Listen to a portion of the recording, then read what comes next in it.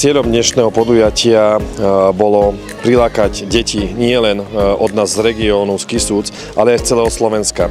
Úprimne sa chcem z celého srdca poďakovať organizačnému tímu z detskej Sagantúr, ale v neposlednom rade všetkým mojim kolegom, všetkým dobrovoľníkom, ktorí akýmkoľvek spôsobom prispeli k tomu, aby dnešné podujatie prebehlo bez komplikácií a bez problémov. V závere môžem konštatovať, že detská Sagantúr získala obrovské ohlasy.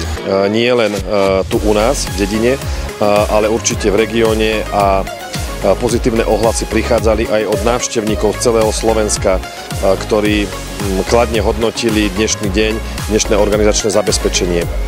Ja pevne verím, že detská Sagantúr zavíta do našej obce Zborov nad Bystricou aj v nasledujúcich rokoch. Z úprimného srdca chcem poďakovať všetkým dobrovoľným hasičom, policajtom, svojim spolupracovníkom a všetkým, ktorí akýmkoľvek spôsobom priložili ruku k dielu. Úprimná vďaka z celého srdca a teším sa na ďalšie ročníky Sagantúr a možno Zborové nad Bystricou.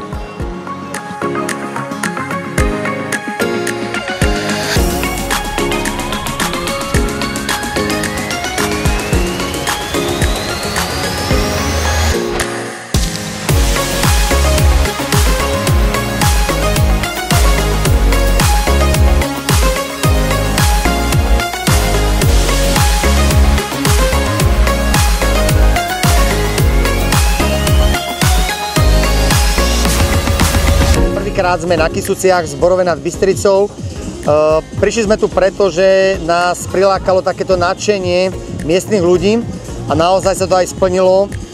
Páčilo sa nám tu, trate pri futbalovom ihrisku boli fajn, tie stupaky pre tých mladších, starších žiakov, naozaj tam bola skvelá atmosféra, všetko fungovalo na jednotku, takže sme rádi, že po 11 ročníkoch sme zavítali aj tu do Zborova nad Bystricou a myslím si, že to bola pekná akcia.